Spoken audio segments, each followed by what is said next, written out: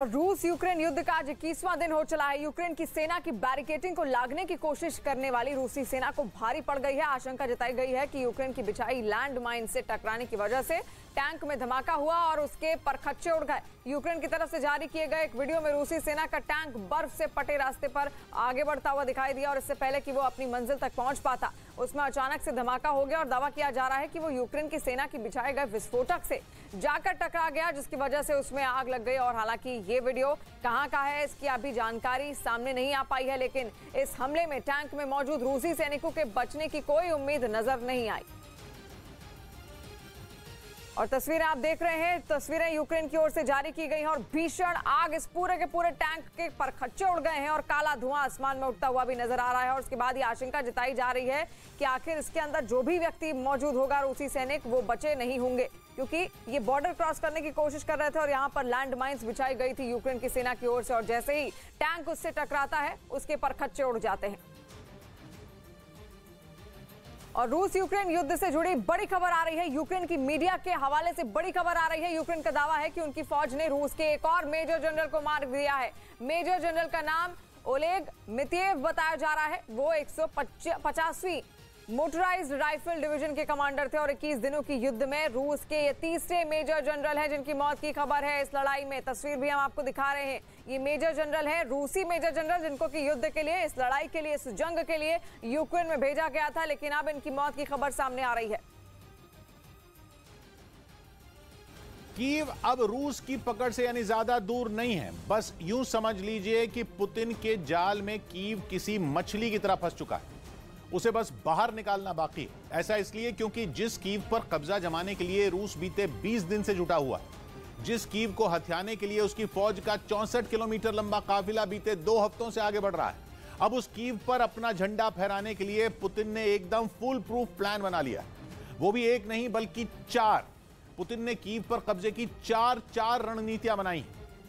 पहली रणनीति है कीव को 3 दिशाओं से घेरना। 24 फरवरी को जब पुतिन ने यूक्रेन में जंग छेड़ने का ऐलान किया था तो उनकी जल, थल और वायु तीनों सेनाओं ने मोर्चा संभाल लिया था और तब भी यूक्रेन पर 3 दिशाओं से धावा बोला गया था। ये 3 दिशाएं थीं उत्तर, पूर्व और दक्षिण। यूक्रेन के उत्तर में है बेलारूस, रूस का दोस्त। रूस की सेना ने बेलारूस से यूक्रेन के उत्तर पर धावा बोल दिया था। यूक्रेन के पूर्व में रूस खुद खड़ा है, इसलिए वहां से उसने पूर्वी यूक्रेन के खार्किव पर हमला कर दिया। और यूक्रेन के दक्षिण में है क्राइमिया, जो है तो यूक्रेन का ही हिस्सा, लेकिन उस पर रूस ने 2014 में ही कब्जा जमा लिया था, इसलिए वहां से भी रूस की सेना यूक्रेन में घुसी। अब अपनी उसी स्ट्रैटेजी को रूस ने कीव को हथियाने के लिए भी अपना लिया है। रूस की फौज ने 3 तरफ से कीव को घेर लिया है। कीव के उत्तर, उत्तर पश्चिम और पूर्व में रूस की सेना जुटी हुई। रूस की सेना का 64 किलोमीटर लंबा काफिला बेलारूस से कीव के उत्तर पश्चिम से उसकी तरफ आगे बढ़ रहा है।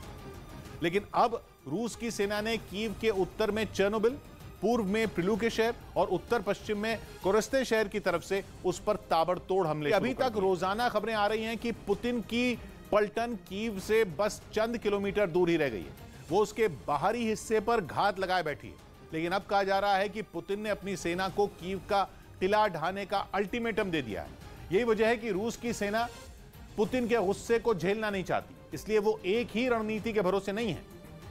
उसका प्लान है कि कीव को अब सिर उठाने का मौका ही ना मिले। इसी वजह से उसने कीव का यूक्रेन के बाकी हिस्सों से संपर्क काटने के लिए एड़ी चोटी का जोर लगा दिया है। जंग में किसी राजधानी का बाकी देश से अलग थलग पड़ना पूरे देश के लिए घातक साबित होता है और पुतिन ने कीव की उसी कमजोर कड़ी पर करारा वार करने की रणनीति बनाई है। इस युद्ध में अमेरिका और उसके साथी नाटो देशों की मदद ने ही यूक्रेन को अब तक रूस के सामने टिकाया हुआ है और यूक्रेन में यूरोप से मदद आ रही है कीव के पश्चिम में बसे जितोमर शहर से। यूक्रेन में बाहर से आ रही सबसे ज्यादा मदद उसके पड़ोसी देश पोलैंड के रास्ते ही पहुंच रही और जितोमर शहर कीव और पोलैंड के बीच एक अहम कड़ी का काम कर रहा है। वो यूक्रेन की जंग में लॉजिस्टिक्स और शरणार्थियों के लिए बनाए गए कॉरिडोर का अहम हिस्सा है। इसलिए रूस की सेना ने जितोमर पर बम और मिसाइलें बरसाकर उसकी कमर तोड़ रखी और जिस दिन जितोमर गिरा, कीव का किला भी ढह जाएगा। मतलब न रहेगा बांस, न बजेगी बांसुरी। पुतिन कीव पर अपना और वक्त जाया करने के मूड में बिल्कुल भी नहीं, इसलिए उन्होंने एकदम पक्की तैयारी कर ली।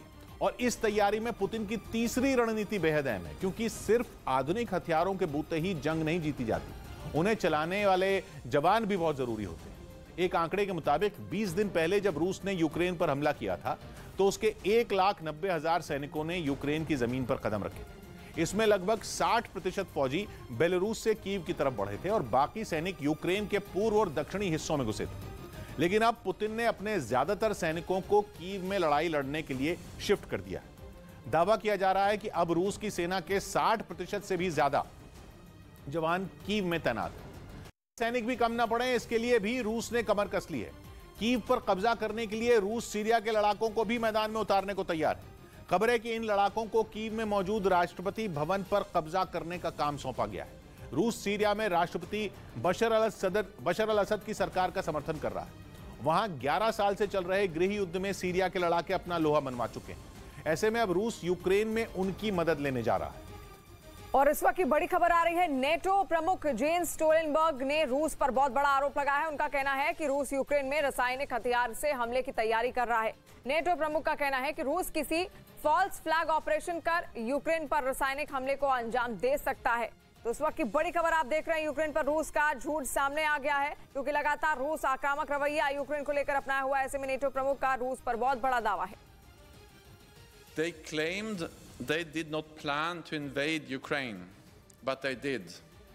They claimed they were withdrawing their troops, but they sent in even more. They claim to be protecting civilians, but they are killing civilians. Now they are making absurd claims about biological labs and chemical weapons in Ukraine. This is just another lie, and we are concerned that Moscow could stage a false flag operation, possibly including chemical weapons.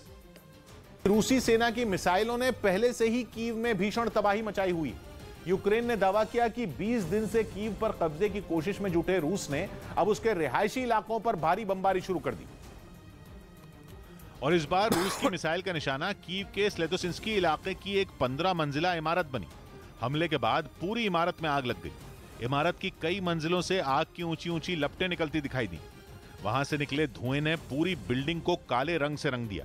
रिहायशी इमारत पर हमले की खबर मिलते ही दमकल कर्मियों की टीम आग बुझाने पहुंच गई, लेकिन कई मंजिलों पर एक साथ आग लगी देखकर उनके भी हाथ पांव फूल गए।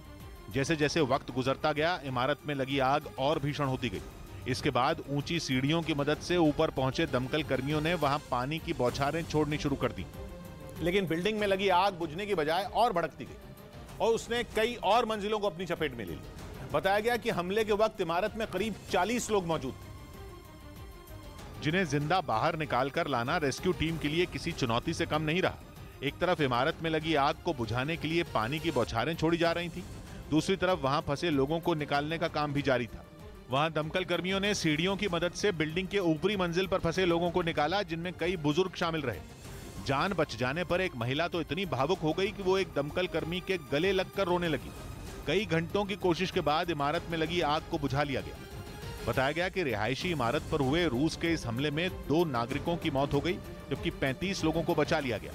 सिर्फ स्लेतोसिंस्की ही नहीं, कीव के पुजिल्स्की इलाके में भी एक बिल्डिंग को रूस की मिसाइल ने निशाना बनाया। रूस के हमले ने 10 मंजिला इस इमारत की शक्ल ही बदल कर रख दी। बिल्डिंग का एक एक हिस्सा बुरी तरह टूटा हुआ दिखाई दिया। बम के हमले से वहां भी इमारत के बड़े हिस्से में आग लग गई। इस बीच ब्रिटेन के रक्षा विभाग के सूत्रों ने दावा किया कि पुतिन की सेना के पास यूक्रेन से जंग जीतने के लिए अब बहुत कम वक्त बचा है। यही वजह है कि वो राजधानी कीव पर मिसाइलों से ताबड़तोड़ हमले कर रहा है, क्योंकि ऐसा कहा जा रहा है कि यूक्रेन से युद्ध लड़ रही पुतिन की सेना के पास अब सिर्फ 10 से 14 दिन का गोला बारूद बचा हुआ है। यही नहीं, यूक्रेन की सेना के पलटवार के बाद रूसी सैनिकों की संख्या में भी कमी आने का दावा किया गया और यूक्रेन के जिन इलाकों पर रूस ने कब्जा किया है उसे बरकरार रखने में भी रूसी सेना को मुश्किल हो रही है। दावे के मुताबिक जंग में रूस के हालात अगर ऐसे ही रहे तो आने वाले 2 हफ्तों में यूक्रेन की सेना उस पर भारी पड़ सकती। पुतिन की सेना ने यूक्रेन के खार्किव में भी रात के समय दोबारा भीषण बमबारी का दावा किया। दावा है कि वहां पिछले 24 घंटों में 65 से ज्यादा बार हमले हुए। जिसमें एक आदमी की मौत हो गई। और खार्किव में इन्हीं हवाई हमलों के एक वीडियो में जोरदार धमाके की आवाज सुनाई दी। इन हमलों की वजह से पूरे इलाके में रात भर आसमान में लगातार तेज रोशनी उठती रही, जबकि कई जगहों पर आग लगने से वहां धुआं ही धुआं छा गया। रूस के इस हमले से कई इमारतें मलबे के ढेर में तब्दील हो गईं, लेकिन खार्किव में रूस की बमबारी ऐसे ही तेज नहीं हुई, क्योंकि पुतिन की सेना की नजरें अब खार्किव पर टिकी हुई हैं। और इसकी सबसे बड़ी वजह है खार्किव का रूस के काफी नजदीक होना। दोनों की सीमाएं एक दूसरे से लगती हैं। कीव के बाद खार्किव आबादी के लिहाज से यूक्रेन का सबसे बड़ा शहर है। इसी खार्किव में न्यूक्लियर पावर प्लांट भी है, जिस पर यूक्रेन ने पिछले हफ्ते हमला होने का दावा किया था। लेकिन यूक्रेन की सेना इस इलाके को बिना लड़े ही गंवाना नहीं चाहती। इसके लिए भारी बर्फबारी के बावजूद उसके जवान मोर्चे पर डटे दिखे। उन्होंने रूसी सेना को कड़ी टक्कर दी। इस जंग में यूक्रेन की सेना के लिए आधुनिक हथियार भी काफी मददगार साबित हुए। और इस वक्त की बड़ी खबर आ रही है, ईयू ने के 3 राष्ट्राध्यक्षों ने यूक्रेन का दौरा किया है। पोलैंड, चेक गणराज्य और स्लोवाकिया ट्रेन से।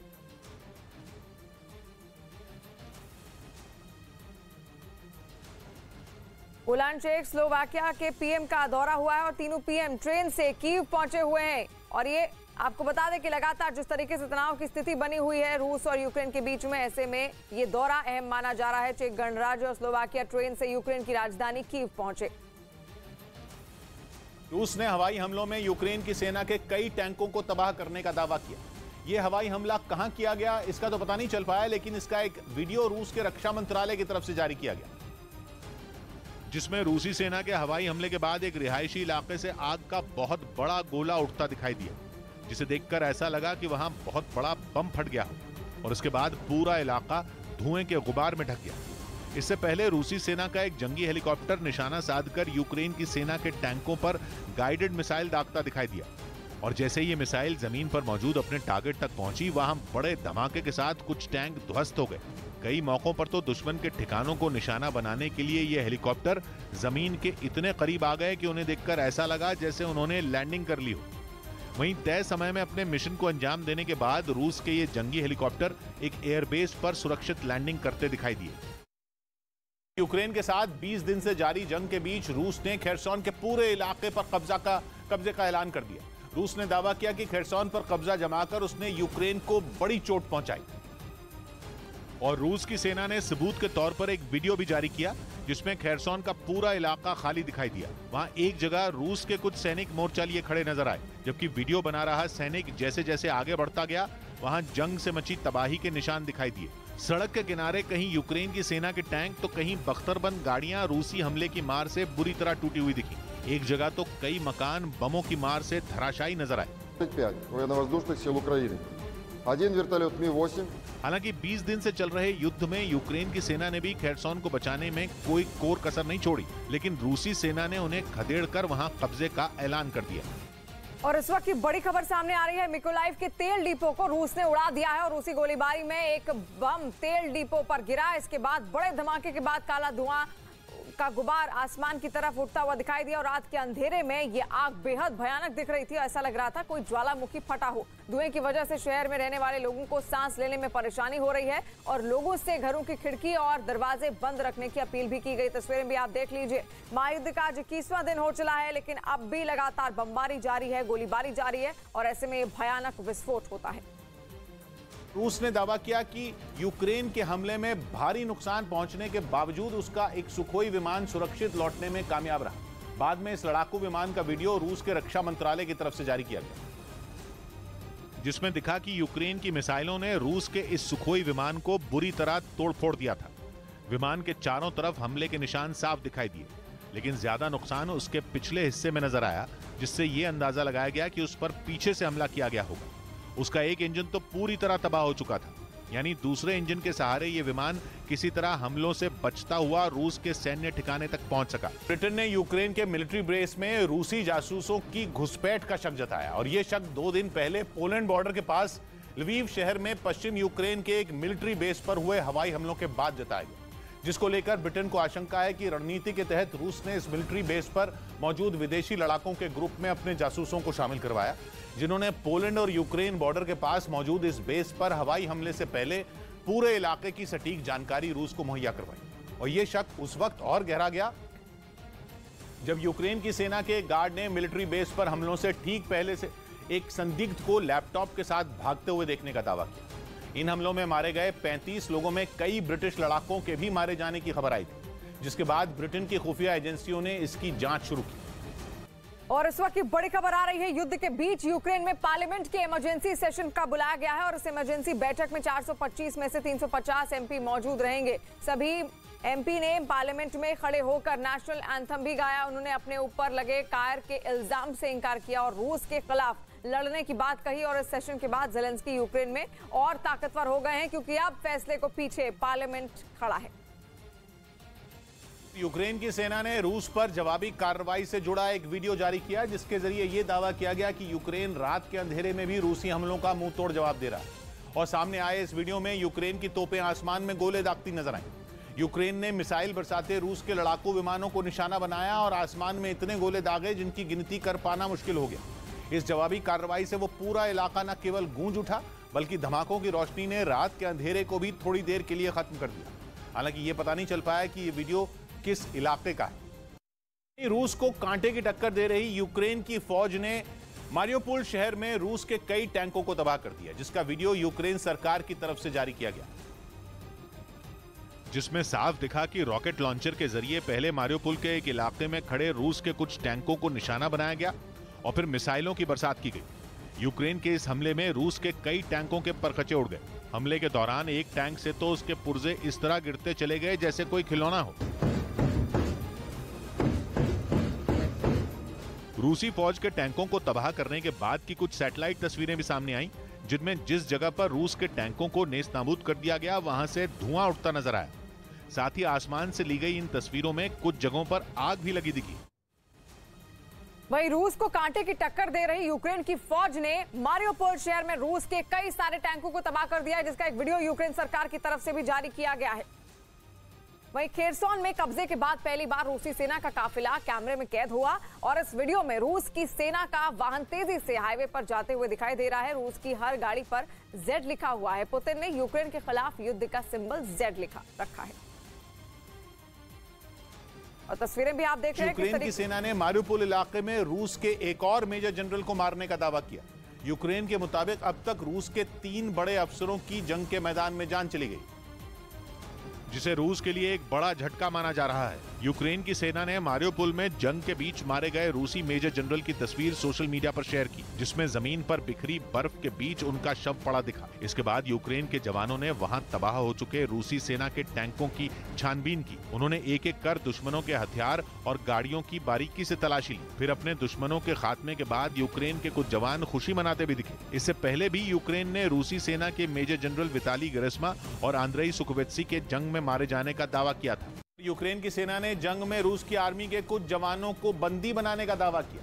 उसने बंदी बनाए गए रूसी जवानों का एक वीडियो सोशल मीडिया पर भी शेयर किया, जिसमें 2 जवान जख्मी हालत में जमीन पर गिरे दिखे। उनके हाथ और पैर बंधे हुए थे, साथ ही उनके चेहरे पर चोट के भी काफी निशान दिखाई दिए। लेकिन तब भी यूक्रेन के सैनिक इन जख्मी रूसी जवानों से सवाल जवाब करते नजर आए। ज़ेलेंस्की की सेना ने इसी तरह के कुछ और वीडियो भी जारी किए, जिनमें बंधक बनाए गए रूसी सैनिकों को वहां के मीडिया के सामने पेश किया गया। दावा है कि इन सैनिकों ने मीडिया से बात करते हुए अपनी ही पुतिन सरकार का विरोध किया और यूक्रेन पर हमले को गलत बताया। Я жив, меня могли бы убить, но я жив, меня защищают здесь. Единственное, от чего я могу погибнуть, мам. हालांकि इसके बाद सोशल मीडिया पर यह चर्चा भी शुरू हो गई कि इन रूसी जवानों को यूक्रेन की सेना ने डराया और धमकाया और पुतिन सरकार के खिलाफ बोलने के लिए मजबूर किया।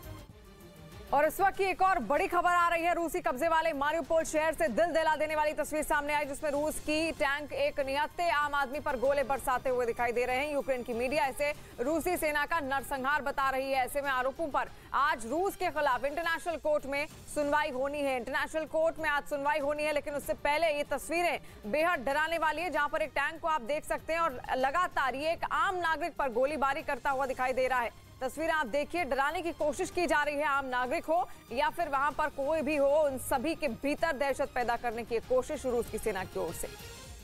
पुतिन की चेतावनी के बावजूद अमेरिका ने यूक्रेन को मदद देने का भरोसा दिया।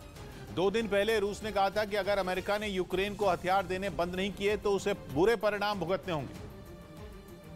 मगर पुतिन की इस धमकी का अमेरिका पर कोई असर नहीं हुआ और अमेरिकी राष्ट्रपति जो बाइडेन ने यूक्रेन को मदद देने का अपना वादा दोहरा दिया। अमेरिका ने साफ किया कि वो रूसी सेना का सामना करने के लिए यूक्रेन को नए हथियार देगा। इतना ही नहीं, जंग में घायल सैनिकों के लिए व्हाइट हाउस पैसे भी भेजेगा।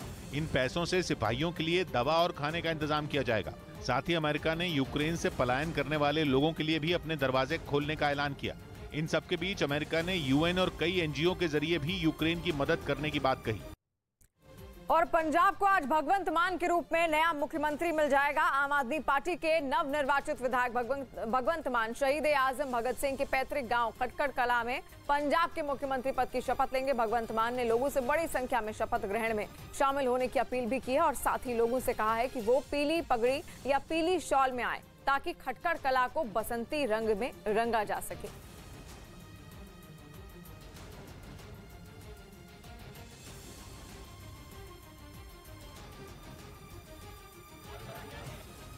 मैं इस वक्त मौजूद हूँ खटखड़ कला गांव में। ये गांव इस वक्त इसलिए सुर्खियों में है क्योंकि भगवंत मान यहाँ पर शपथ लेने वाले हैं। इस गांव की एक और खास बात है, यहाँ पर शहीद आजम भगत सिंह का पुश्तैनी घर है और ये आप देखिए पंजाबी में लिखा हुआ है शहीद आजम भगत सिंह जी दा जद्दी घर। जद्दी घर जिसका मतलब होता है मेन घर। ये आप देखिए ये पुश्तैनी घर है जिसको संजो करके रखा गया है। बंटवारे के बाद उनका परिवार यहीं पर आ गया था। उनकी माँ इसी घर में रहा करती थी, जिन्होंने आज़ादी में एक महत्वपूर्ण भूमिका निभाई। किस तरीके से वो महज 23 साल की उम्र में फांसी पर चढ़ गए, ये अब इस गांव के बच्चे को उनकी स्टोरी के बारे में पता है, उनके जीवन के बारे में पता है। लेकिन अब जब भगवंत मान यहाँ से शपथ लेने वाले हैं, क्योंकि वो पहले ही ऐलान कर चुके थे, और ये हम आगे आएंगे। आप देखिए यहाँ पर भगत सिंह की फोटो है, ये चरखा आप देख सकते हैं, कुछ बर्तन यहाँ पर पड़े हुए हैं और वो पीली रंग की पगड़ी पहनते थे। तो पीली रंग की यानी कि बसंत का रंग, और यही वजह है कि भगवंत मान ने कहा भी है कि सभी लोग, पुरुष पीली रंग की पगड़ी पहन करके आए, महिलाएं पीली रंग की शॉल लेकर के आए ताकि पूरा माहौल बसंतमय हो जाए। ये आप देखिए ये कुआं है, ये हम आपको दिखाते हैं। उस समय इस कुएं का इस्तेमाल होता था पानी के लिए। इसको भी यहाँ पर संजो करके रखा गया है। काफ़ी साफ सफाई यहाँ पर होती है। जो यहाँ पे आबादी है, जो लोग यहाँ पर रहते हैं, वो कई सारे ऐसे लोग हैं जो विदेशों में बस गए हैं, जो शहर में बस गए हैं, जो पहले की पीढ़ी थी वो यहाँ पर नहीं है। कई घर ऐसे हैं जहाँ पर अभी भी ताला लटका हुआ है। कैमरा पर्सन अनिल सूद के साथ जसप्रीत कौर, न्यूज़ 18 इंडिया। रूस के राष्ट्रपति व्लादिमीर पुतिन का विरोध करने वाली वहां की मॉडल ग्रेटा वेदलर का शव एक सूटकेस से बरामद किया गया। 1 साल पहले उसने सोशल मीडिया पर पुतिन की आलोचना की थी। लेकिन अब यूक्रेन युद्ध के बीच इस मॉडल की हत्या के आरोप में उसके दोस्त को गिरफ्तार कर लिया गया। हालांकि दावा है कि इस हत्या के पीछे की वजह पैसा था, न कि पुतिन की आलोचना। पुलिस ने बताया उसके दोस्त ने भी हत्या की बात कबूल कर ली। पिछले साल जनवरी में इस मॉडल ने सोशल मीडिया पर पुतिन को मनोरोगी और डरा हुआ इंसान बता दिया था। अपनी इसी पोस्ट के बाद से वो गायब थी। कहा जा रहा है कि इस पोस्ट के 1 महीने बाद उसकी हत्या कर दी गई, जबकि आरोपी इस मॉडल का सोशल मीडिया अकाउंट खुद चलाता रहा ताकि किसी को उस पर शक न हो। बाद में जब इस मॉडल की तलाश शुरू हुई तो उसका दोस्त पकड़ में आ गया। रूस में इंस्टाग्राम बैन होने से कई लोगों के कामकाज पर भी असर पड़ा। सोशल मीडिया पर मस्ती के वीडियो डालने वाले कई लोग भी अपनी सरकार के फैसले से हैरान दिखे। और इन्हीं में एक इंस्टाग्राम यूजर का वीडियो सोशल मीडिया पर वायरल हो गया, जो अपनी आप बीती सुनाते हुए रोती नजर आई। दावा है कि वो इसलिए दुखी थी कि उसे इंस्टाग्राम की आदत पड़ चुकी है और उसका पिछले 5 साल से ज्यादातर समय इसी प्लेटफॉर्म पर गुजरा। लेकिन अब पुतिन सरकार के इंस्टाग्राम को बंद करने के फैसले से वो निराश हो गई। हालांकि कई लोगों ने उस महिला की आलोचना भी की। इन लोगों का कहना था कि इस महिला को जंग में जान गंवा रहे जवानों की परवाह नहीं है, बल्कि उसे तो रेस्टोरेंट में खाना खाने की तस्वीरें इंस्टाग्राम पर न डाल पाने का मलाल है।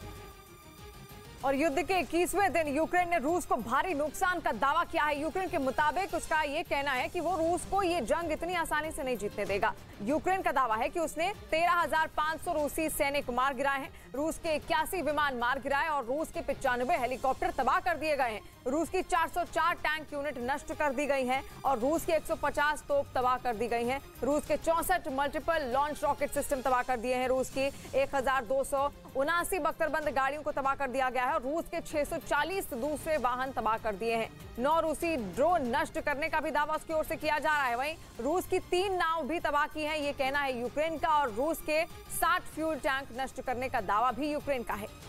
पूर्वी यूक्रेन के वोल्नोकोवा शहर में रूसी सैनिकों ने रिहायशी इलाकों पर भारी बमबारी कर जीत का जश्न मनाया।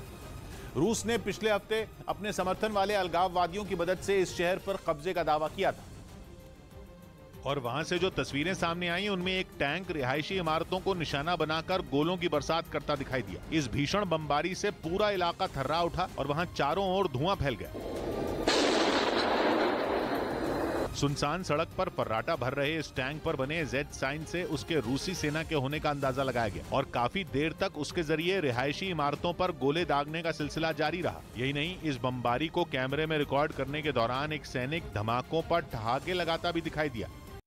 अमेरिका के बाद अब ब्रिटेन ने भी आशंका जताई कि रूस जल्द से जल्द जंग जीतने के लिए यूक्रेन पर केमिकल या जैविक हथियारों से हमला कर सकता है। ब्रिटेन के रक्षा मंत्रालय ने एक खुफिया इनपुट के आधार पर ट्विटर पर यह सनसनीखेज दावा किया और लिखा कि रूस फॉल्स फ्लैग ऑपरेशन चलाकर यूक्रेन पर केमिकल या फिर जैविक हथियारों से हमला बोल सकता है। फॉल्स फ्लैग ऑपरेशन में कोई देश जानबूझकर अपनी ही संपत्ति या लोगों को नुकसान पहुंचाता है और फिर उसका आरोप अपने दुश्मन पर लगा देता है। इससे उस देश को अपने दुश्मन पर हमला करने का मौका मिल जाता है। ब्रिटेन का दावा है कि रूस भी फॉल्स फ्लैग ऑपरेशन के तहत खुद पर नकली हमला कर सकता है या यह भी हो सकता है कि वो एक साजिश के तहत केमिकल हथियारों की बरामदगी दिखाए, फिर उसका ठीकरा यूक्रेन पर फोड़ दे और इस बहाने से खुद ही यूक्रेन पर केमिकल या जैविक हथियार चला दे।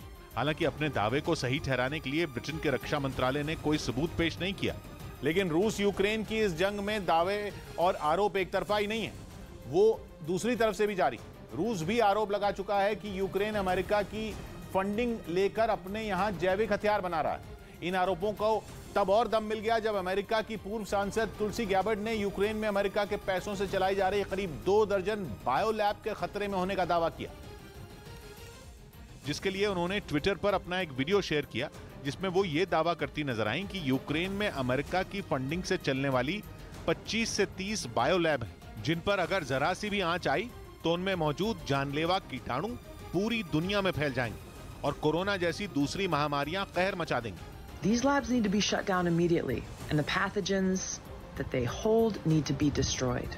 इसी बीच रूस की सरकारी न्यूज एजेंसी स्पुतनिक ने भी अपने एक राजनयिक के हवाले से खबर छाप दी कि यूक्रेन की बायोलैब सिर्फ रूस ही नहीं बल्कि पूरे यूरोप के लिए खतरा है। हालांकि तुलसी गैबर्ड ने यह साफ भी कर दिया कि नाम भले ही मिलते जुलते हों, लेकिन बायोलैब का बायोलॉजिकल वेपन यानी जैविक हथियारों से कोई लेना देना नहीं, बल्कि बायोलैब में खतरनाक वायरस और बैक्टीरिया पर वैक्सीन जैसी चीजें बनाने के लिए रिसर्च होती है। और कीव के अभेद्य किले में सेंध लगाने के लिए रूस ने अब अपनी रणनीति में बदलाव किए हैं, क्योंकि कीव में अगर राष्ट्रपति भवन पर रूसी सेना का कब्जा हो जाता है तो जंग खत्म मानी जाएगी और इसी रणनीति के तहत रूस ने अब कीव पर ही पूरा फोकस कर लिया है। कीव पर 3 तरफ घेरे बने हुए हैं और रूस ने 3 दिशाओं से कीव पर हमला किया हुआ है। चर्नोबिल, किरस्तेन, पिलुकु की तरफ से हमला किया गया है और रूसी सेना कीव सिटी सेंटर से सिर्फ 14 किलोमीटर दूर पर है और पुतिन का कीव पर जल्द से जल्द कब्जा करने का आदेश भी है। वहीं कीव पर कब्जा करने के लिए रूस को नाकू चने चबाने पड़ रहे हैं। पुतिन ने शायद सोचा भी नहीं था कि ये जंग इतनी लंबी खिंच जाएगी और इसलिए अब उन्होंने कीव पर का संपर्क दूसरे हिस्सों से काटने का प्लान तैयार कर लिया है। कीव की दूसरे हिस्सों से संपर्क काटने की रणनीति यूक्रेन को पोलैंड, रोमानिया और मोल्दोवा से मदद, पोलैंड को यूक्रेन से जोड़ने वाले जतोमर पर हमला और यूएस पोलैंड और ब्रिटेन से मिलने वाली मदद जतोमर से पहुंचती है और रूसी सेना यूक्रेन की सप्लाई चेन को काटना चाहती है। अमेरिका ने एक बार फिर चीन को चेतावनी दी कि अगर उसने रूस की मदद की तो उसे इसका अंजाम भुगतना पड़ेगा। अमेरिका ने एक दिन पहले दावा किया था कि रूस ने चीन से सैन्य सहायता मांगी।